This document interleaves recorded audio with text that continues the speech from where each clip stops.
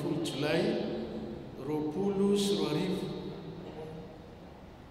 alady natokany ny foibe FJKM eo misany FJKM ho alady tondranambavaka ny sampana tanora kristianina nanistike ary mbola anizatsika ny lohahevitra mandritra ny volana ty hoe ambarao ny fahafahana ao amin'ny tompo homantsika ry havana ny salamo fa 7 ny andiny voalohany ka hatramin'ny fahasivy salamo fa 7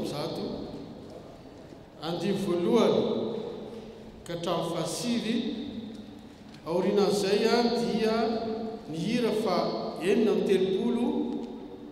andiny voalohany ka hatramin'ny fahatelo hira fa 9 andiny voalohany ka hatramin'ny faharoa ary fahatelo ary tsy mipetraka isika raha tsy vita ny vavaka ry hava-malala ampitombona amintsika rehetra le ny fahasoavana sy fiadanana avy amin'ny Andriamanitra ray zanaka ary fanahy masina mitsangana idera ny tompontsika ry havana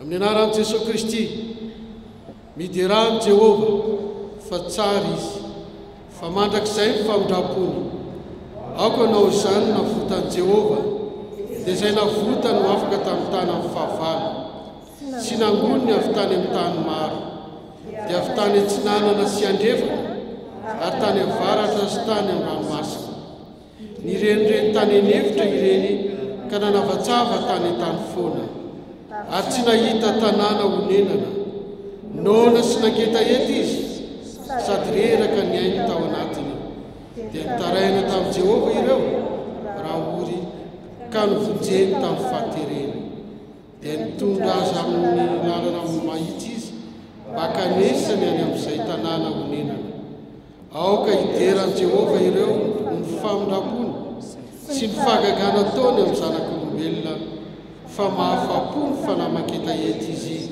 ary fananoana dia vokisany soa. Amen.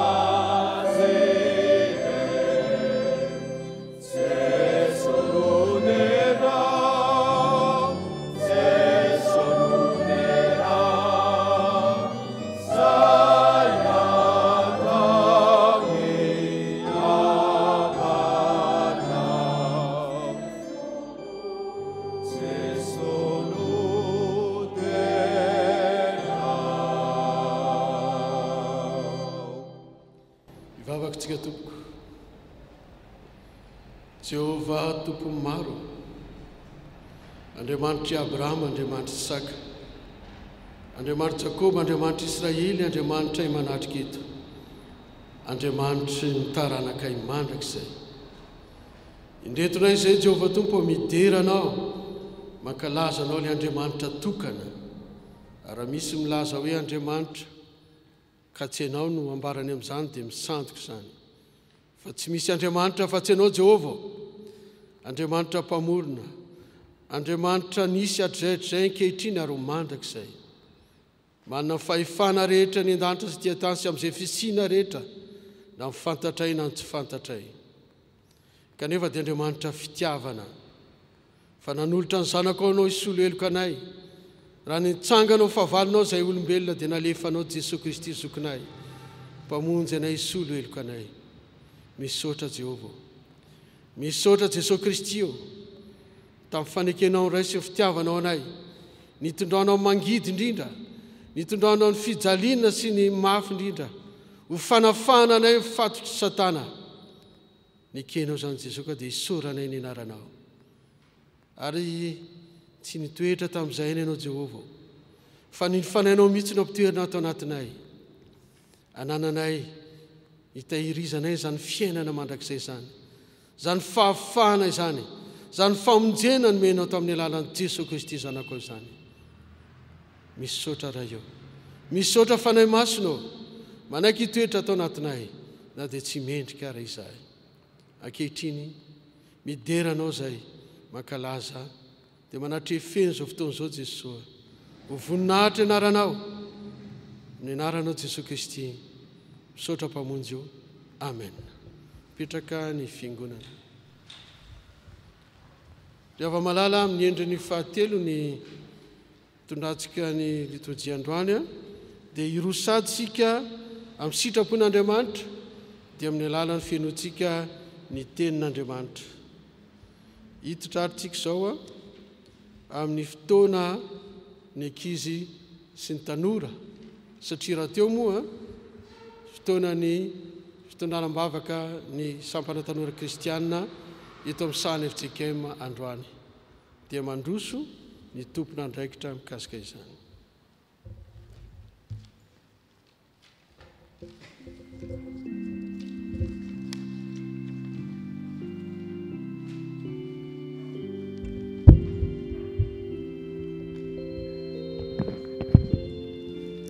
Ivavaka isika.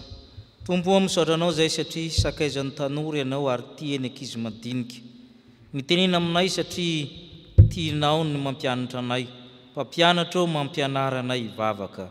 Amen. Tonga amin'ny fotoanany ankizy sy ny tanora isika ry havana Jaona 9 andininy faraika amin'ny telopolo sy ny faharoa amin'ny telopolo. Jaona 9 andininy faraika amin'ny telopolo sy ny faharoa amin'ny telopolo. Hovakitsika rehetra izany. Dia ho Jesosy tamin'ny jiosy izay nino azy, raha maharitra mitenika anareo dia ho mpianatra tokoa, ka ho fantatrareo ny marina, ary ny marina afaka anareo tsy andevo. Jesosy niteny tamin'ny jiosy izay mino azy, olona efa mino zany ny resaha. Ny tantarany be mariavana dia ankizy efa mino, sainga misy zavatra mandevo azy, dia ny valifaty. Izy zany dia manana toe-tsaim-balifaty na dia eo ary ny mahazanak'Andriamanitra azy.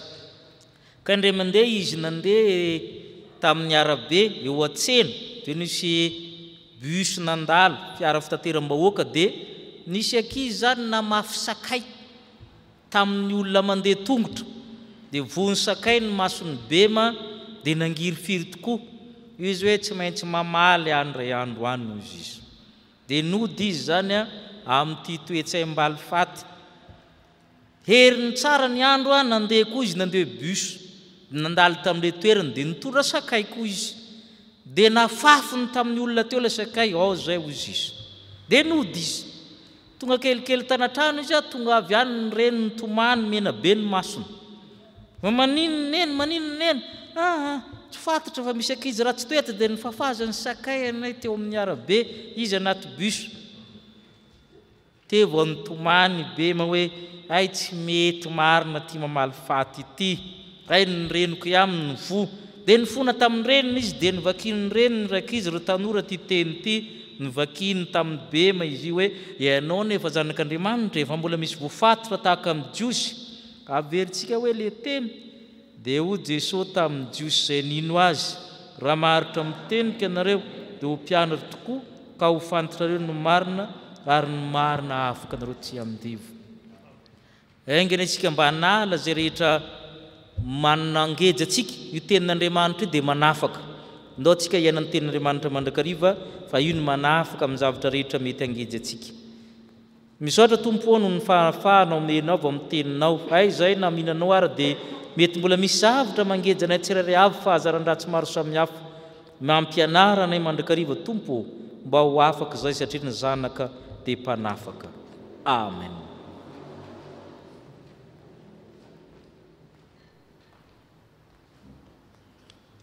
Anohy ny fianonan'ny tenin'Andriamanitra tsika ry havana dia ndao iraintsika ny hira fa 370 370 ny andiny voalohany sy ny fahatelo dia miroso amin'ny vavaka sy ny vaky tentsika.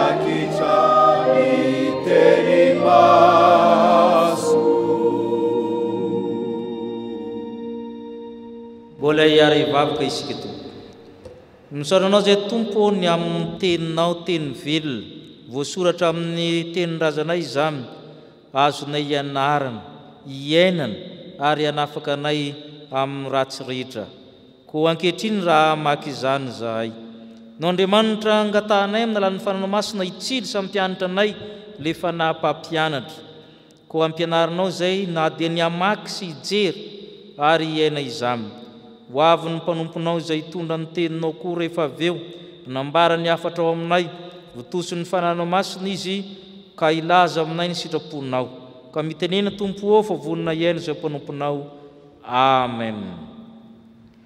Dia ny Jeremia toko raiky amin'ny 30 ry havana araka ny hita ao amin'ny perikopantsika ny andinin'ny 10 hatramin'ny 410. Jeremia toko raiky amin'ny 30 ny andinin'ny 10 hatramin'ny 410. Milazany amin'ny famindrampo an'ny fireneny Israely sy ny fanekena ataon'Andriamanitra aminy. Vakina amin'ny anaran'ny Tompo. Mihaino ny tenin'i Jehova ianareo jentilisa, ary toroio any amin'ny tany amorontsiraka ny lavitra any izany ka ataovy hoe izay mampiely ny Israely no hanangona azy indray sady hitandrina azy toy ny fitandrin'ny mpiandry ondry ny ondriny. Fa Jehova efa nanavotra ny Jakoba sy efa nanafaka azy tamin'ny tanany mahery no izy. Koa dia ho avy ireny ka hioby ao amin'ny avoanan'ny Ziona, dia hitanjozotra ho any amin'ny zava-tsoan'i Jehova. Dia vary sy ranom-boaloboka sy diloilo sy ny zanak'ondry ary ny zanakomby, ary ny fanahiny ho toy ny tanimboly vontony rano ka tsy malazo intsony. Ary amin'izany dia ho faly amin'ny fandizina ny Virjina, mba amin'ny zatovo sy ny antitra koa, fa ampidiko ho fifaliana ny fitomaniny, ka ampiononiko sy ampifaliako izy ho afaka alahelo. Dia ho vokisako zava-matafo ny fanahiny pisorona, ary ny oloko ho voky zavatsoako, hoy Jehova. Amen. Mbola itony vakiteny.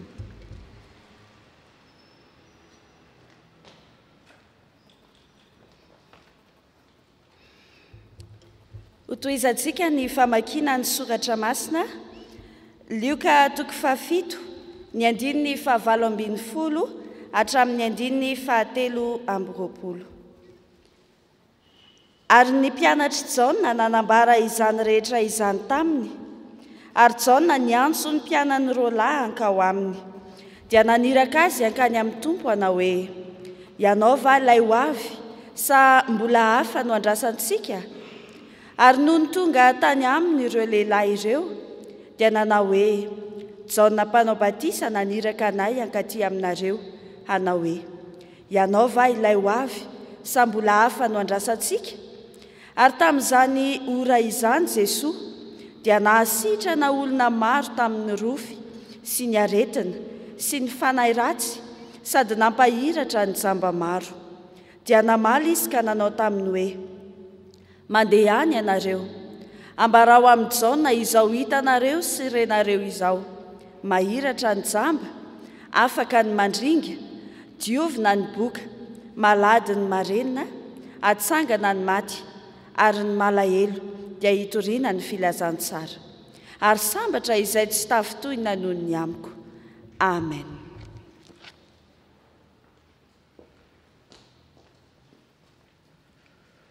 Faranatsikariavana ny famakiana soratra masina ao amin'ny epistily ho an'ny Galatiana 5:2 atsahatra amin'ny 5:4. Galatiana 5:2 hatramin'ny 4 vakitsika tsahany amin'ny anaran'i Jesosy Kristy Tompo manao hoe, indro izao Paoly milaza aminareo fa raha mety ho forany ianareo dia tsy ahasoanareo na dia kely akory aza Kristy. Ary lazaiko aminareo marina indray amin'ny olona maliky ho forana rehetra fa mpitrosa tsy maintsy makatony lalàna rehetra izy. Dia tafasaratsy amin'ny Kristy ianareo, na izany izy izay mitady ho amarinina amin'ny lalàna, efa lavo niala tamin'ny fahasoavana ianareo. Fa izay amin'ny fanahy sy noho ny finoana dia miandry ny fanantenana ny fahamarinana. Fa ao amin'ny Kristy Jesosy dia tsy mahasoa na ny famorana na ny tsy famorana, fa ny finoana izay miasa amin'ny fitiavana. Amen. Ray masino, manamasinany amin'ny fahamarinana, teninao amin'ny fahamarinana. Amen.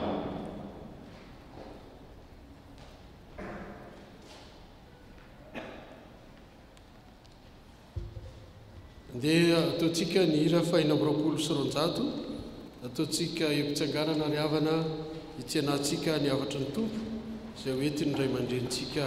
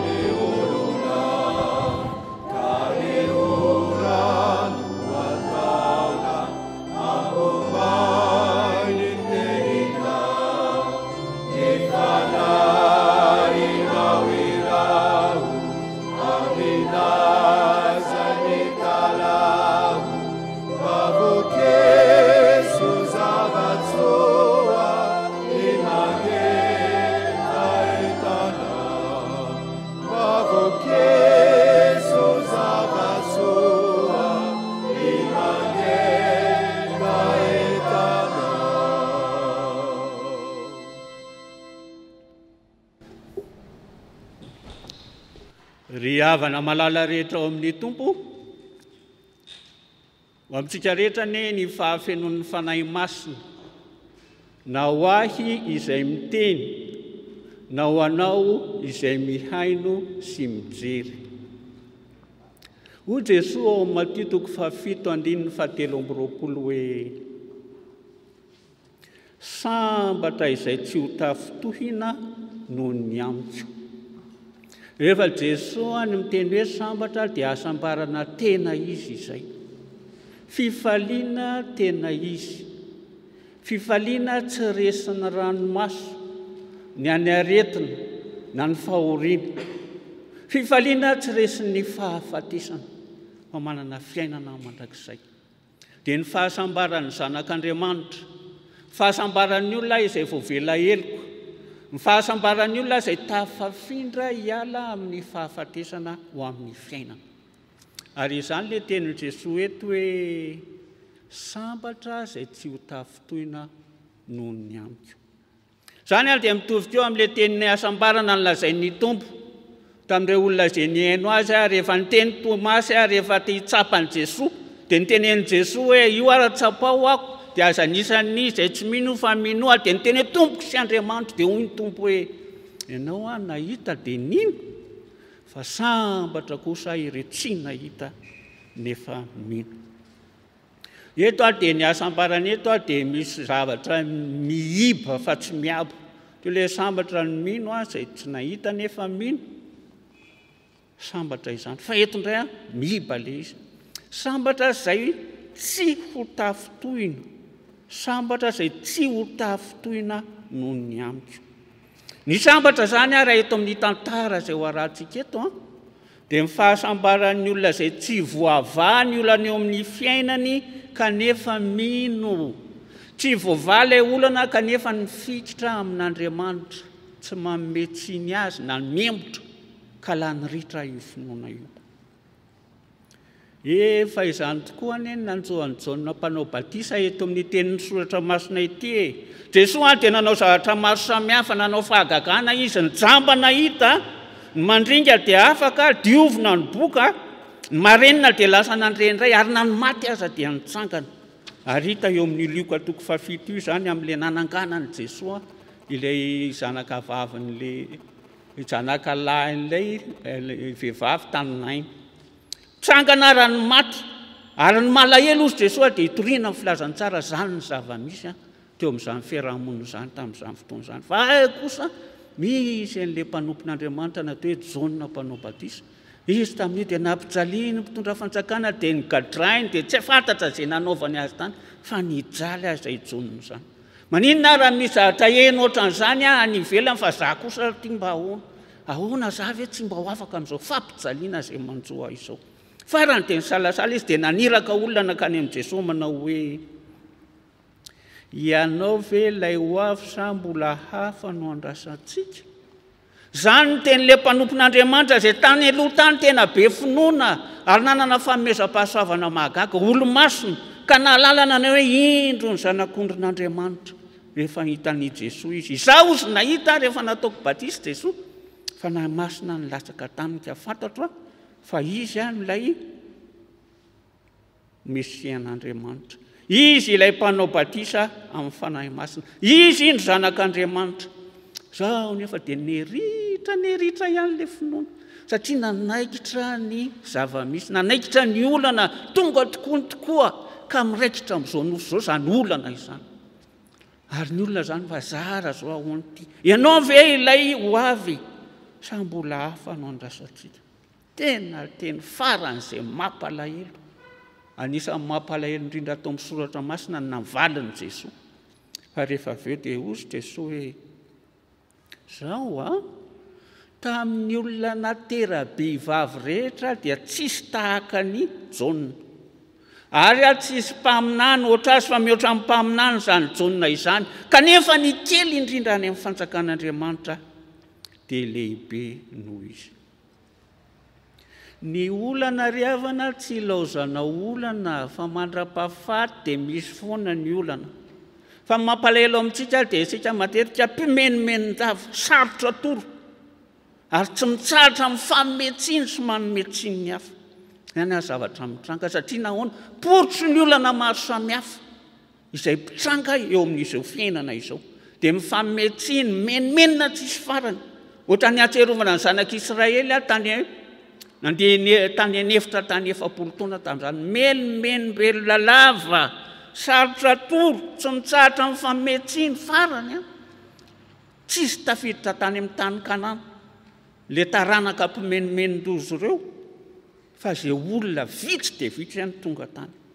Tena tsy tian'Andriamanitra mihitsy izany. Eny eo ny olana, fa azadiny fa olon-dresy isika izao satria na maimay ny ahavany olana eo amin'ny fiainana lava raha dia resy satria tsy maintsy maty. Isaky ny tanànany misy fasana foana, ary ny olona miditra any dia tsy hoe maty naretina daholo dia maty, fa misy anie ny olona miditra any namono teny, misy anie ny olona maty noho ny fahanterana dia maty, misy ny vonon'olona maty daholo, izany hoe resy.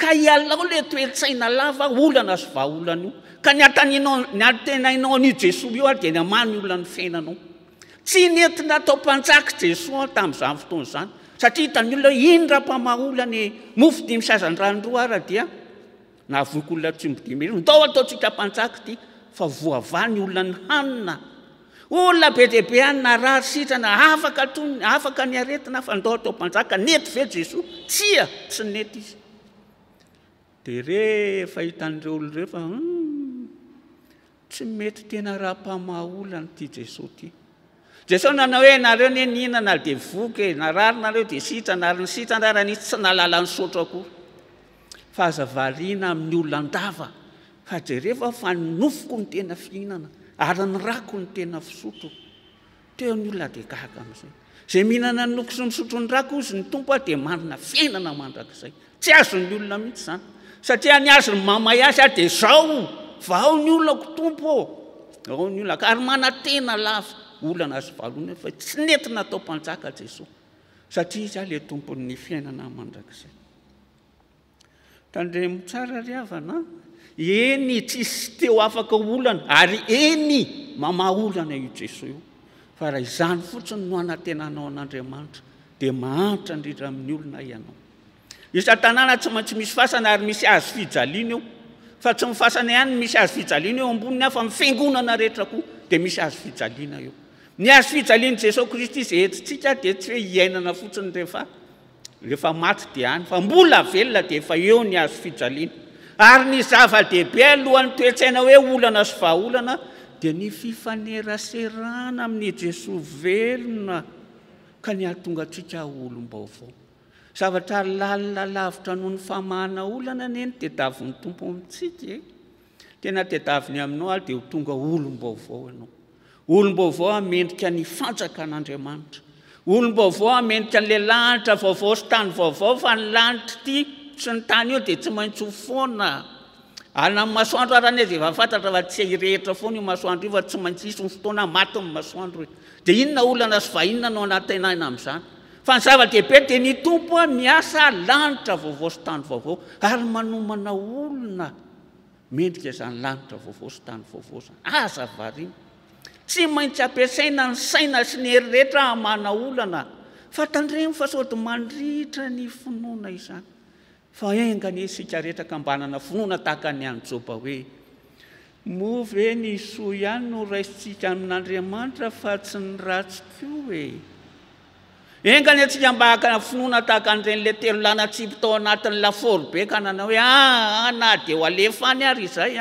na hamontsy anay Andriamanitra na tsy hamontsy tsy hivavaka amin'ny sampinao izay ary miantso antsika ry havana ny tompo minoa matoky an'Andriamanitra na mora na amin'ny sarotra na amin'ny fahafatesana na amin'ny fiainana fa ny sambatra eto ry havana dia tsy hoe sambatra fotsiny ny olona izay milina dia tsy voavaza ny olana eo amin'ny fiainana fa jereva hitako eto fa ny sambatra ny olona izay miara maty amin'ny Jesosy fa miara belona aminy keo zany resakitsika izany ene hoe tsy fanaovana olaram-pahamena ny olana vaolana melohan'ny hoe fifandraisana amin'Andriamanitra sy mifanaovana ny sitrapony tsy isika ihany ene niaran'izany fa Jesosy koa ne niaran'izany niaran'izany koa io Jesosy io rehefa teo ambony azo fijaliana teo izy dia ozy ny olona namonjo ny sasany ianao maninona ary raha mba havonjena koa ny tenanao tao tsy mahavonjy tena koa ianao ozy ny olona eny ary rahainao tokoa raha ny zanak'Andriamanitra midina ary eo amin'ny azo fijaliana ary na ilay jiola anankiray ary dia nanao hoe aiza dia fandeny mpamonjy ianao maninona raha havonjentsika ale anankiray nahita hoe tsika ne mendrika atsika izao olan-doza mahazo tsika sy famonoana izao efa ty olo ty tsy mba nanao an'izany Jesosy mba tsarovy rehefa tonga any amin'ny fanjakanao ianao io Jesosy io teo nanoloana an'izany teo mivavaka impiry moa Jesosy mba esory amiko re ity kapoaka ty olana vaolana esory amiko fa fantatry Jesosy fa tsy ny valona na rehefa tonga teo izy nanateny ary izy manao Andriamanitra nahoana ny dia mahafoy ahy ianao tsy very ny finoana izany Jesosy zany zay nitondra ny fahalementsika sy ny olana ohatratsika tsy very izany fa nateny any arizina anao hoe Andriamanitro mamelany elony fa tsy fantany izay ataony. Andriamanitro empelantananao no apetrako ny fanahiko. Ary nahavita ny teny ary izy hoe vita natoko tanteraka amin'Andriamanitra. Ary inona rehefa avy eo namaty ary Jesosy dia nitsangana tamin'ny maty izy. Nitsangana tamin'ny maty izany Jesosy zany. Ary io fa velona i Jesosy. Velona i Jesosy. Tsika izao ny amin'ny vanim-potoana efa tao aoriana nitsangana Jesosy tamin'ny maty. Ary io velona Jesosy ilay miteny hoe indro izao momba anareo mandrakariva ambara-pahatonga amin'ny fahataperan'izao tontolo izao. Izy tsy niteny hoe indro izao momba anareo mandrakariva mandra-pahafatinareo. Tsy niteny an'izany. Izy hoe mandra-pahatonga ny fahataperan'izao tontolo izao. Amin'izao fotoana izao ve ianao manana olana sarobahana, marary ianao, misy fahoriana, mahereza fa tsy irery ianao fa mombanao Jesosy velona, mombanao a Jesosy velona. Misy ny manana fanontaniana sarotra valiana ary tsy hita ary izay valiny ahoana ihany areo zao ve dia mba mety zao zary Andriamanitra manomboka zao dia mba ataovy be lehibe kokoa sy manandanja kokoa aminao ny fanontaniana apetraka Andriamanitra aminao no ny fanontaniana izay apetraka ao lava amin'Andriamanitra. Matokia azy fa Andriamanitra tianao na inona zavatra mitranga. Fa mampahevera reny fanontaniana izay apetrandreny. Ka tokony mahery tsara isika ry havana. Farany ny fahasambarana izay omen'ny Tompo.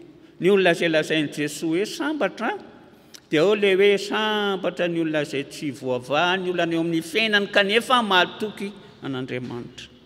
Sambatra ny olona izay miara-maty amin'i Jesosy fa miara-belona aminy. Ka na mizaka ny mangidy azy dia tsy aizany Tompo fa fatany fa miaraka aminy eo. Ary miara-maty amin'ny Tompo izy ary miara-belona aminy koa. Fa farany dia sambatra ny olona izay miara-miasa amin'ny Jesosy. Olona miara-miasa amin'ny Jesosy. Ozy ny Jesosy hoe isika tsy maintsy manao ny asan'izay nanirakahy raha mbola atoandro ny andro. Avy ny alina ka tsy mahazo miasa ny olona. Dia tanteraka mihitsy zany amin'izao andro iainantsika izao. Atoandro be nanahary zao fa saina mihiboko. Ny azo atao dia ninona moa zany tokoa ny azo atao zao dia mandeha miantsena. Raha marary dia lasa mandeha makany amin'ny hôpitaly. Alina ny andro ka tsy tena afaka manao ilay asa andavanandro intsony. Ka na amin'izao fotoana izao ary anie na alina ary ny andro hoe tsy maintsy misokatra ihany any farmasia. Tsy maintsy miasa ihany ireo dokotera maro be sy mpiasan'ny fahasalamana manatanteraka ny asany. Ary inona ny zavatra asan'ny Tompo zany amin'izao andro alina izao. Isika izao ny azo atao rehefa alina ny andro volinona moa ny azo amin'ny fandraisana amin'i Jesosy ny asa azo atao. Raha alina ny andro azo atao ny mivavaka. Fa azo atao ny miaino ny etaetan'ny olona mila vonjy izay manodidina antsika. Fa na alina raha ny andro raha misy olona mila vonjy misy zavatra mitranga tamin'izao rehefa mba vonjery hoe dia hipetra-potsiny ve sika atory. Raha misy olona mila vonjy ao anatin'ny alina mba mila fitsarakarana dia hipetraka fotsiny ve isika. Eny samy manana olana sy mitondra amin'ny mavesatra daholo ankehitriny. Fa sambatra ny olona izay mba mahalala mihevitra ny mijaly kokoa noho izy. Ny mila vonjy sy fanampiana kokoa noho ny teny. Fa ny olona izay manatanteraka izany dia tanan'i Jesosy hikarakara. Vavany teny izy hampahery, tongony ny andeha sy hikarakara. Ary zany ny asan'i Jesosy izay asainy ataony amintsika izao. Eny, alina ny andro tsy mahazo miasa ny olona, fa na alina raha ny andro afaka mivavaka isika. Ary na alina raha ny andro tsy maintsy mikarakara izay mila vonjy kokoa noho isika. Tokony ahery tsara isika ry havana. Fa maro any fiheveran'ny olona zao ny amin'ny hoe aretin-dozy ty. Misy mieritreritra fa ity aretin-dozy ty dia olana natao hovahana. Eny, tsy maintsy mitady ny vahaolana rehetra. Ary arahana izay torohevitry ny olona izay miezaka mpamaha olana. Misy mihevitra indray fa hoe ity dia fanontaniana mila valiana. Inona marina reny dikan'izao zavatra mitrango izao. Ary fanontaniana mila hovaliana izany. reo olona zay tsy mirarany any dia misy olona mieritreritra ne amin'izao zavatra mitrango zao hoe zao ane fomba ny natiore fomba ny natiora zao ka tsy mahagaga fa ozy izy arakaraka mahavitsy ny olona amin'ny firenena anankiray amin'ny mampandrosony toekariny dia misy manararoatra dia manao ara izay hampanankarena ny tenany ao amin'ilay zava-misy mahatrafina misy fiheverana maro samihafa misy ndray manao hoe zao zavatra mitrango zao dia asany maizina ary mila famoahana diminy satria tsy olana vaolana fotsiny fa efa mihoatra lavitra noho izany ka manana finoana dia miasa matoky an'Andriamanitra mivavaka ary manao ny asa izay nasain'ny tompo nataony mba hahazoana mamaly ny etaetan'ireny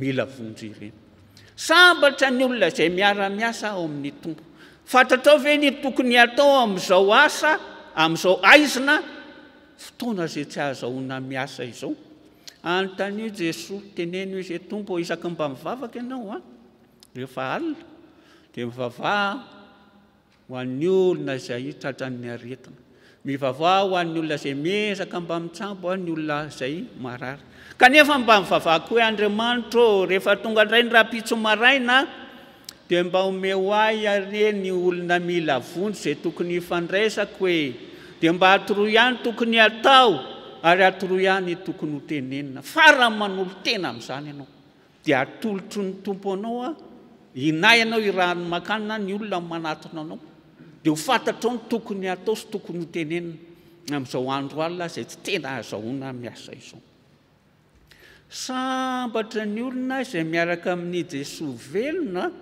fa manana fifaliana tena izy sambatra ny olona izay na tsy voavara ny olana eo amin'ny fiainany kanefa ny mino ihany izy sambatra ny olona izay miara-maty amin'ny Jesosy ary miara-belona aminy fa na ohatra mahay mikarakara ny mila vonjy isika na sanatria raha mety hiteraka fahafatesana izany sambatra ny olona izay manao an'izany satria izany olona izany hoe miara-maty amin'ny Jesosy Kristy fa miara-belona aminy keo ho azy anie ny voninahitra fa ho antsika mandrakariva kosa ny herin'ny fanahy masina amen.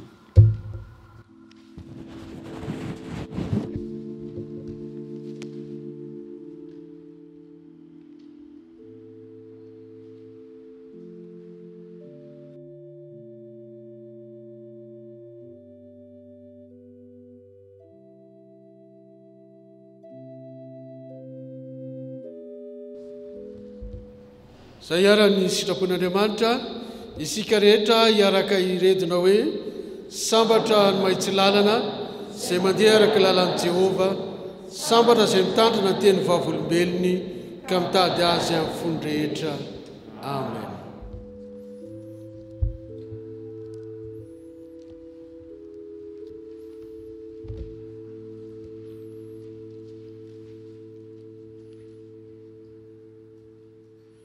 Manoloana an'izany tenin'Andriamanitra izany havana dia mahatsiaro tsy mendrika isika ka andeha tsika hifona eo anatren'Andriamanitra ary rehefa vita ny vavaka fifonana dia toizantsika ny vavaka ankira amin'ny hira 577 hira 577 ny andininy voalohany sy fahatelo ary mingavy atsika mba maky tsara zany tononkira zany zany hiram-bavaka fifonana izany eo anatren'Andriamanitra fa tsy ho iraina fotsiny.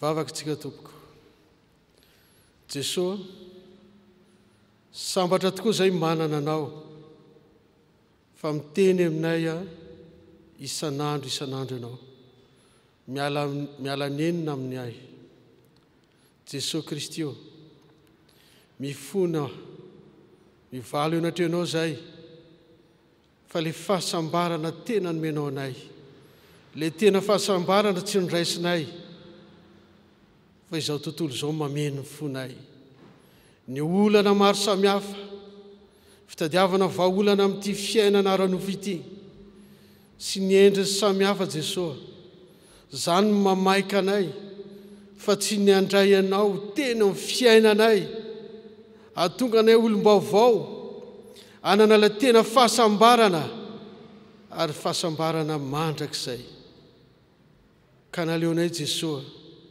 nitady zany vahaolana zany any amin'izao tontolo zao any amin'ny fanompo-tsampy any amin'ireo Andriamanitra tsy izy mamelany elokay Jesosy tompo aleonay mitady vahaolana any amin'izay olona eritreretinay fa mahavay zany any amin'ny fomba maro samihafa any amin'ny andriamanikafa mamoa fady mifona Jesosy mamelany elokay aok'izay fanay masonao ho feno anao mba hitadiavana ianao mba olom-baovao tokoa zay hiaraka aminao Jesosy Kristy anna le tena fahasambarana etỳ tany ka hatrany an-danitra ary mandrakizay ary mangavanao koa zay fanay masonao ameno fiainanay tsirairay avy ka rehefa mandray zany fanay masina zany zay mandray zany fiainam-baovao zany zay mandray zany fahasambarana zany zay Jesosy dia mba hizara izany koa amin'ny olona rehetra ka tsy toetra rery amin'ny fahasambarana omenao anay ihany Jesosy fa mba hangataka aminao mihitsy hangataka aminao mba mpiara-miasa aminao hizara zany fahasambarana izany koa tsy nataonay zany nefa fa zay asambatra anay sy ny ankonanay izany mamaika anay mahatonga anay hatrany amin'ny alatra mangalatra mamono olona sy maro samihafa tsy araka ny sitraponao Jesosy satria mafy loatra ao am-ponay ny fitiavan-tena ka hatrany amin'ny volany maro samihafa zay tsy anay dia angalarinay mamono olona mijangajanga mimpimamo mba nanay fahasambarana tsy izy mifona Jesosy tompo mamelany elokay faoka ianao mihitsy fanay masonao hiasa aminay ka tsy ho ty tena intsony zay fa mba hizara ny fahasambaranao amin'ny olona rehetra eno hivavaka zay Jesosy aza jerena amin'ny fahalemenay zay fa jereo amin'indra fonao ary ao koa ny ao am-ponay ao te hiala amin'izany fatotra rehetra zany afao zay Jesosy no nero fanainao masina amin'ny anaranao Jesosy Kristy le mpamonjy anay nanaovana izany vavaka izany misaotra mpamonjy io amen.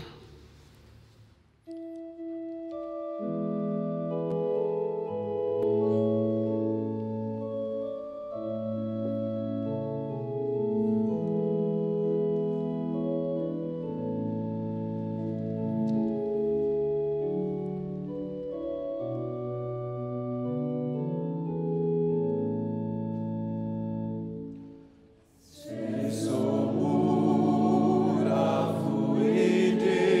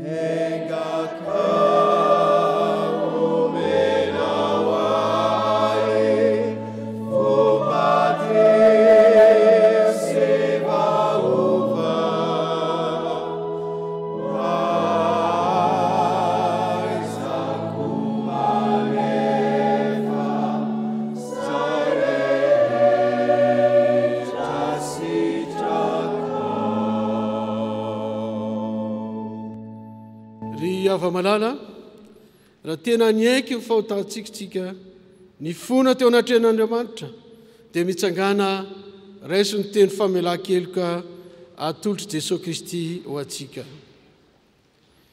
Lazaiko aminareo marina dia marina tokoa izay mandre ny teniko ka mino izay nanirakay no manana fiainana mandrakizay ka tsy ho eloina fa tafafindra niala tamin'ny fahafatesana ho amin'ny fiainana izy.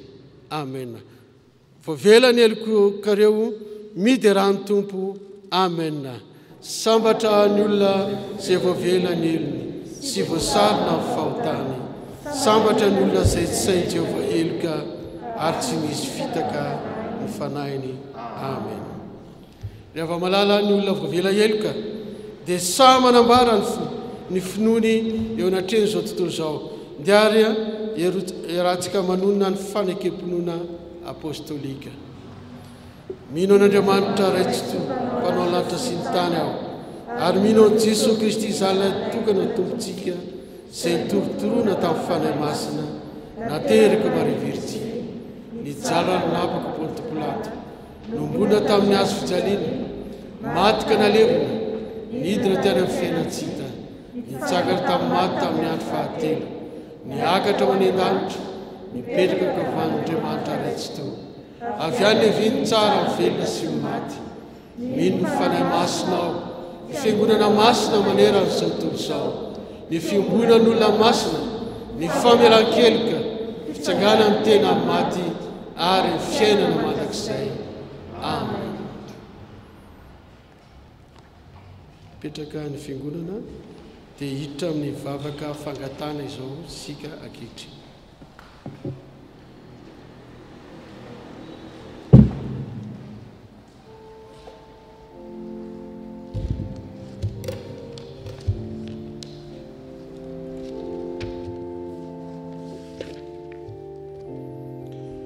Ivavaka isika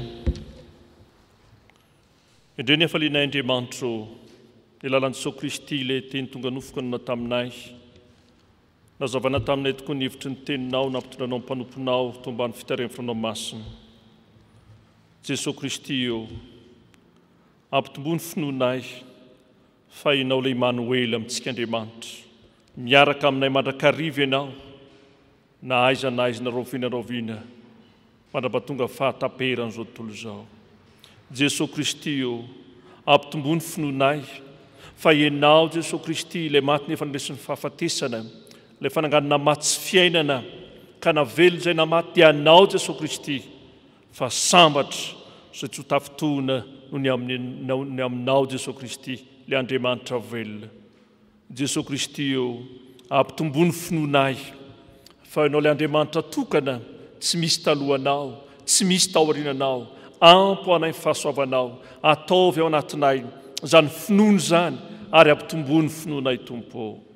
Jesosy Kristy io ampitombony finoanay ianao fa ianao ilay mofinaina sy rano velona miboboka ao anatinay amin'ny lalan'ny finoana masina ahatonga anay tsy tsiritra an'izao tontolo izao fa Andriamanitra mahafeno ny fiainanay ianao ary ataovy mijery ianao ilay tompony finay sy mpanefa izany ka hiazakazaka izay tsy homenatra tokoa ny vavolombelonao eo amin'ny fiainanay manontolo. Jesosy Kristy io ianao ilay mameteny fikasana ho anay mandrakariva ary isan'andro aza matahotra ary izany ny fanantenana izany mahatonga anay finoana tahaka ireo mpanomponao maro na ry Abrahama izany izay nandeha tamin'ny toerana mbola tsy fantany akory azy tahaka anao azy nanomboatra ny samby fiara izay mbola tsy fantany akory ary no avy mahatoky anao izay tompo ny amin'ny hoavinay fa ianao ilay tsy miovoamaly sy ny ary mandrakizay ianao ny antehiranay. Jesosy Kristy io rehefa omenao fifaliana izahay dia tsisy maharombaka izany fifaliana izany ao anatinay ary ianao ny fikiranay Jesosy ilay tompony tompanjaka ampanjaka. Ankehitriny dia mivavaka izay amin'ny fiangonanao maneran-tany manambara fa ianao ny Andriamanitra velona, ianao mitondra finoana fanantenana ary famonjena ho an'izay mino anao. Tehirizo aminao ny fiangonanao hanambara tokony ny vaovao mahafaly amin'ny olombelona rehetra ao anatin'izao valana retina koronavirus izao. Hatoko ny olona fa Andriamanitra miaraka aminay ianao, momba anay ianao ary indrindra tompo manome anay ny finoana ary fifaliana tena izy. Jesosy Kristy eo mivavaka izay amin'ny fomba FCKM izay manambara tokoa ny asanao, ny teninao, ampombary ao mpanomponao re tompo, ny fananao masina atonga azy tokoa ho mpanompo tsy mahazo enatra fanambaratra ny fahatsaranao sy ny fitiavanao zao tontolo zao, fa tsy tianao hisy hoverina dia ray azany olona fandray anao Kristy tompo sy mpamonjy. Vavaka ao amin'ny mpiandraikitra fobe taria président ny FCKM, vavaka andreo mpiandraikitra fobe, vavaka andreo mpanatanteraka rehetra, na nivon'ny fobe izany, na nivon'ny sodaparitany zany, na sampany zany, mba amin'ny fahasoavanao. Vavaka ho an'lo olona sy ny dekona, mpandray, vita batisa ny katekomena, hitombo amin'ny finoana ary ankatoy ny teninao, hanao ny sitraponao. Vavaka manokan'izay ho an'ny sampana tanora kristiana, endre ny fifaliana i Jesosy, omenao taranaka amin'ny fandimby ny fiangonanao ny fianakaviana, atao taranaka ny famonjena ireo taranaka omenao ireo, ka omenao fahendrena mio fahalalana ary ho fianarina ho an'ny mino ny fiainany manontolo, ary ovy amin'ny loza izy ireo, ary ovy ihany koa amin'ny valanaretina, ary indrindra zao akatoko ny fanadinam-panjakana izao, na dia mbola mety sarotra tokoa aza amin'ny fiatrehan'izany. Jesosy amariny ny teninao, fa nataonao lohany izy fahatsorambony, ary ambony fatsy ambany, ary ampamirapiratiny fahasoavanao ho fitahiana ho an'ny firenena, ho amin'ny fianakaviana, ho amin'ny fiangonana. Eno an'izao tontolo izao ny taranako menao anay. Vavaka ho amin'ny Madagasikara ny menao anay Jesosy. Talao zay ho amin'ny tompona andraikitra isa-tokony, na ny mpitondry, na ny vahoaka, na ny olom-boafidy, na ny olom-boatendry, ankatoa hanaraka ny teninao, hanao ny sitraponao, ary indrindra anaiky fahenao ny tompo sy mpamonjy. Ino anao izy ireo. Jesosy mivavaka izay amin'ireo olona mila vonjy rehetra, misy marara ny hopitaly, misy ao anatin'ny fahoriana, dia aiaino an'ireny ny fiangonana. Hivavaka azy ireny, ampahery azy ireny, ary izy ireny koa atsapa f'Andriamanitra mahavonjy amin'ny andro fahorinanao, mitondra fiainana sy fahamonjenao anay. Jesosy Kristy eo, ndretso izay samy mahafantatra tokoa ny ao am-ponay ianao, samy hivavaka mangina hametraka tokoa ny fanrinay, ny fikasanay amin'ny fanompona mba hananay tokoa fifaliana sy fahasambana, fa miaraka aminao izay mandra-piavinao ny amin'irao an-lanitra. Eno ny vavaka mangina taonay Jesosy Kristy.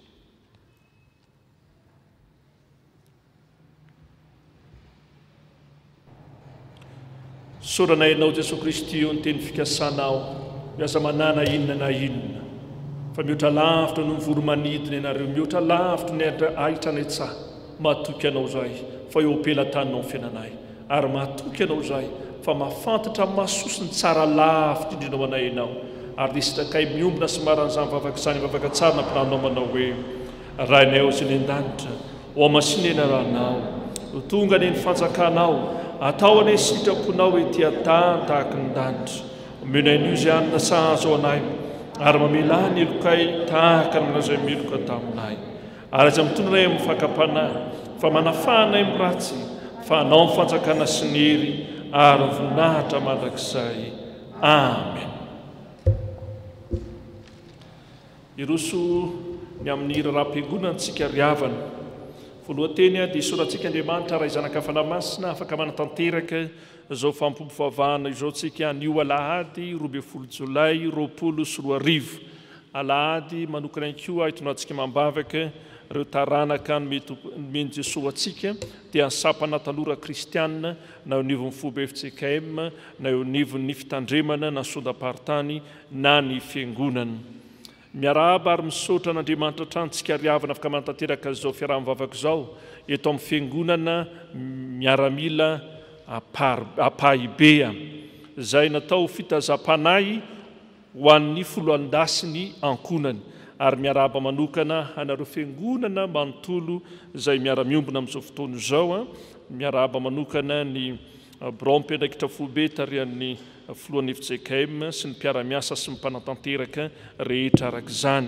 Miarahaba ihany koa nefany ianareo fiangonana miaramila Apaibea izay tarian'ny mpitandrina eto an-toerana sy nareo mpiangonana, ianareo loholona sy dekona, ianareo atoko-pihira, ianareo mpandray finasan'ny tompo sy vita batisa ny katekomena, ianareo teknisianina rehetra mpiara-miasa.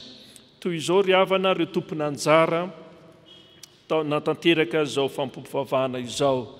Nitarika antsika tamin'ny fampovavahana dia Andriamatoa Randria Monsoa Georges Henria, Brom-pendraikitra Fobea, Filompanampy laika. Nitondra ny avatr'Andriamanitra nanotoroteny dia nitanina Dr Mbassoan Laurent, doyen faculté de théologie, NFCM. Ny nanao ny 10 minitra ho an'ny ankizy sy ny tanora, nanao ny vavaka aloha mivaky teny sy namaky ny testameta taloha, dia ny mpitandrina eto amin'ny fiangonana miaramila-pahabea, dia ny mpitandrina Rakotsafy Mikael. Ny namaky ny filazantsara kosa dia ny mpitandrina Razafindrakoto Ompondrina Harsoa, tonia ao amin'ny Fobea Sampana Tanora Kristianina.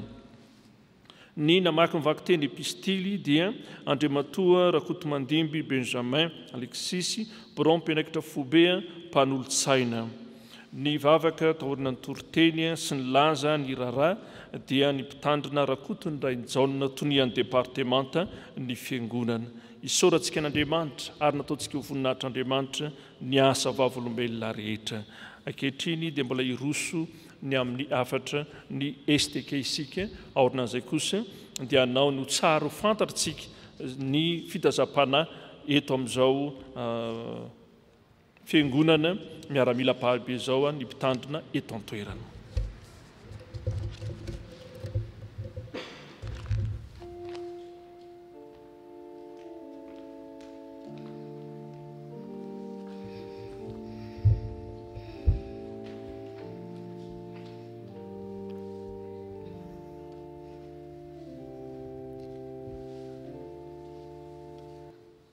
Ry tanora malala ho amin'ny tompo, manonona ny fiadanan'ny tompo ho aminareo ary mirary ny fahasoavany sy ny fitahiny amin'ny tombony ho anareo mandrakariva. Faly mifankahery hatrany isika tanora mba hijoro vavolombelon'ny tompontsika sady tsy menatra amin'izany, ka aneo ampahavononana mandrakariva fa mpanompon'Andriamanitra isika.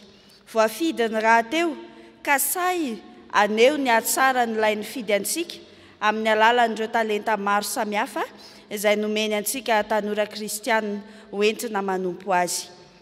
Tsaroana ho mandalo zavatsarotra tokoa ny fiainantsika ankehitriny noho ny fihibohana sy ny ady atao amin'ny valanaretina Covid-19 izay nitondra fiantraikany betsaka sady mampivalaketraka ny maro kanefa manana ny Jesoa tokontsika isika ary izay no ampaherezana antsika mba hiotratrany miaraka aminy ilay tompony finoantsika sady mpanefa azy rahateo. Ny lohahevitra vaovao izay mpanjintsika sampana tanora kristianina manerana ny sahan'ny FJKM indray dia ny hoe matokia fa izao ihany aza matahotra, marika toko 4 andininy 15. Ary miompana amin'io avokoa ny sehatry ny fifaninanana rehetra ho avy koa dia ampaherezina amin'izany isika. Miarahaba antsika ihany koa nahatratra indray izao alahady fa 12 ny volana Jolay taona 2022 izao izay iombonana amin'ny sampana tanora kristianina manerana ny sahan'ny FJKM, koa entanina indray isika isapitandremana mba avitrika hatrany amin'ny fanohanana ny asa iombonana eo anivon'ny foibe STK. Tamin'ity taona 2022 ity dia nalefa maimaim-poana ho antsika ny gazety Tanora Fianarana ho fifampizarana ny vaovao eo anivon'izany sampana izany ary indrindra ihany koa hahasoa sy hahatsara ny fitaizam-panahy ho an'ny sampana tanora kristianina indrindra ireo tanora rehetra manerana ny nosy. Miezaka hatrany isika mamita ny ezaka efa natomboka toy ny famitana ny trano fiangonana any Bematazana, eo ihany koa ny tetikasa izay tanterahantsika any Akady Efajoro. Amin'ny fotoana izay mahamety izany dia azon'ny synodam-paritany tsirairay atao ny manatanteraka ny dinika STK sy ny tontolo andro STK ary ezaka ihany koa izahay avy aty amin'ny foibe mba anatanteraka ny fitsidiana ny sampana isaky ny synodam-paritany araka ny lamina izay mahamety izany. eto ampamaranana dia maneho fankasitrahana noho ny fiarahanareo mampandroso izao sampana tanora kristiana iombonantsika izao ary mivavaka ho anareo izahay sady manao veloma finaritra mba ho fenona ny fahalalana tsara ny sitrapony ianareo amin'ny fahendrena sy ny fahazavan-tsaina rehetra avy amin'ny fanahy mba handehananareo mendrika ny tompo hanao ny sitrapony amin'ny zavatra rehetra dia mahavokatra tsara amin'ny asa tsara rehetra sady hitombo amin'ny fahalalana tsara an'Andriamanitra. Kolosiana 1:7 tapany 2 sy ny 10. Ho an'Andriamanitra ireran'ny voninahitra ny filoha STK Foibe, Andria Malala Solomon Jean Denis Mpitandrina, ny toniany STK Foibe, Rajon Arsan Obinirina Arso.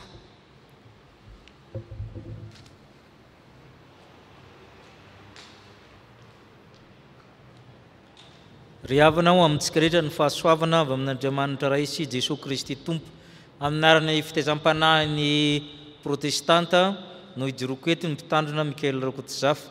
Ny fitezam-panahy protestanta ho an'ny foloalindany ny aumônerie protestanta dia mijoro tamin'ny 2020 amin'ny 709 tamin'izany fotoana izany amin'ny katolika sy ny protestanta no nanomboka azy.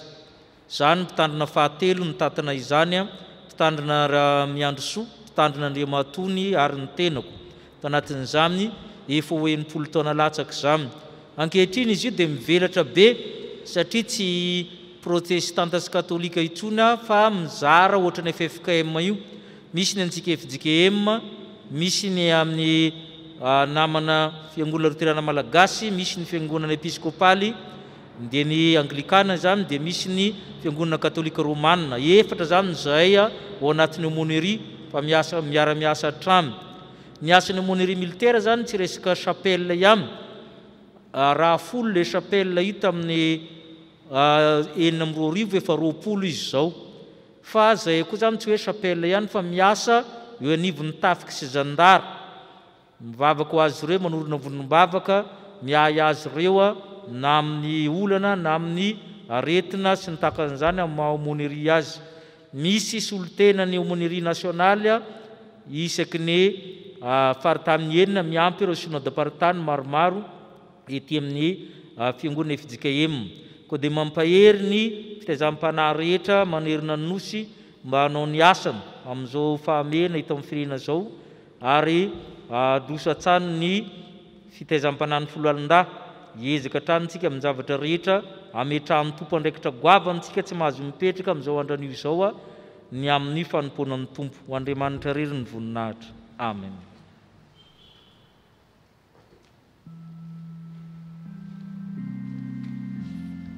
Iroso amin'ny rakitsika ry havana dia mifalorantenantsika zany rakitra anankiray ihany dia mandritry n'izany mihira ny atokom-pihira. Raha mbola tsy tapitra ny rakitra dia toizantsika amin'ny hira fa 7 amin'ny 30 sy 900. Ndao ary tompoko.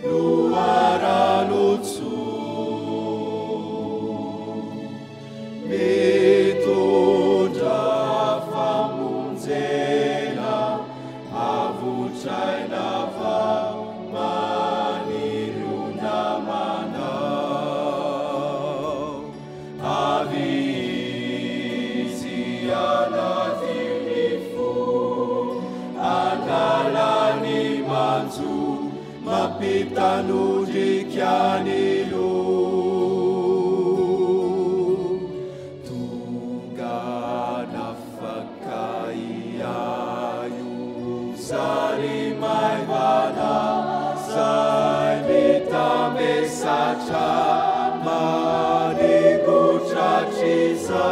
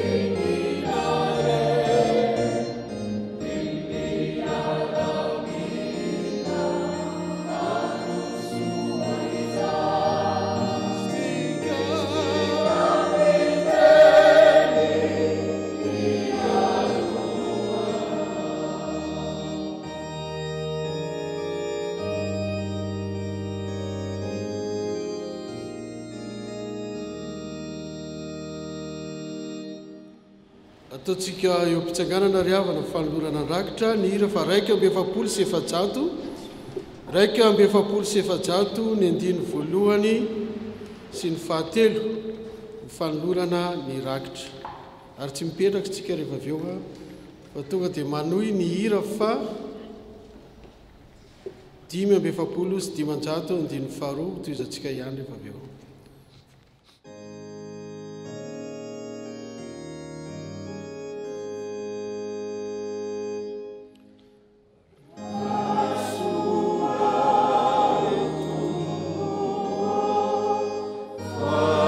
Canaan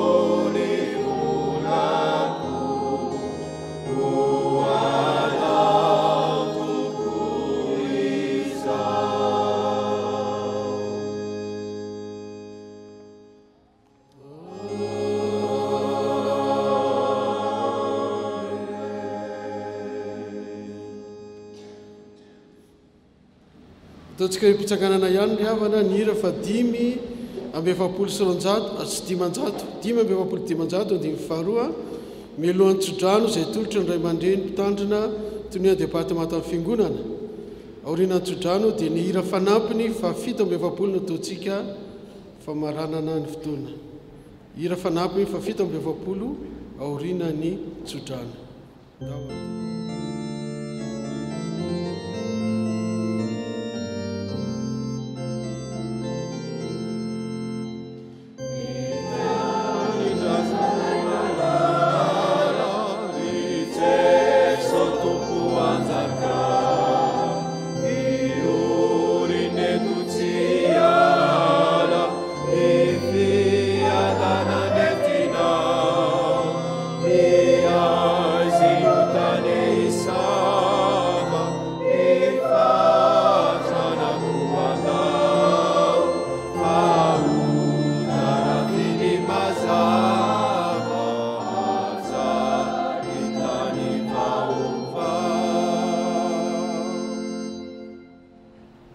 Todrano tononona amin'ny aran Jesosy Kristy tompontsika.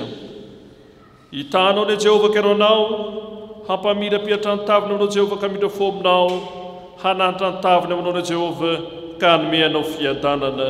Amen. Ny hira fanampiny fa 7 nataontsika izao.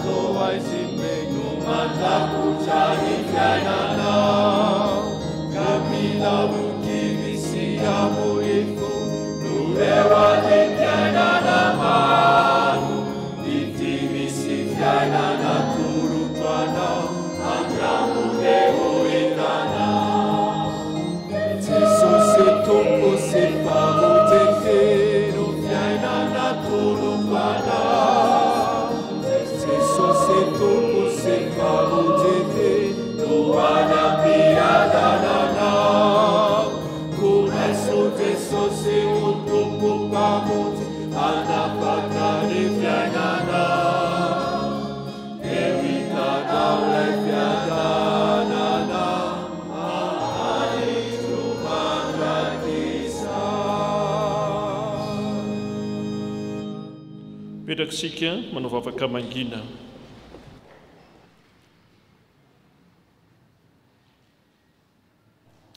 Teo an'Andriamanitra ihany voninahitra amin'ny aran'ny Ray sy ny Zanaka ary ny fanahy masina. Amen.